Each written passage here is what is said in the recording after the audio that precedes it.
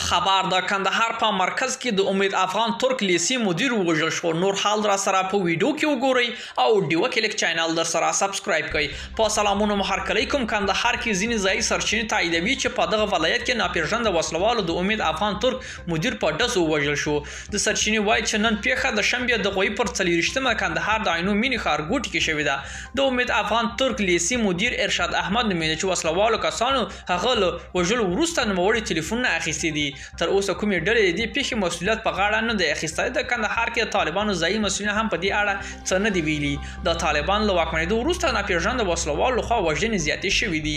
ملګرو دا به زموږ چمتو شوي ویډیو که ستاسو د ویډیو په اړه کوم نظر پیشنهاد لرئ موږ سره په کومنټونو کې شریک کړئ او د لا ښکلو ویډیوګانو لپاره له موږ سره پاتې شئ. تر بیا ښې چارې.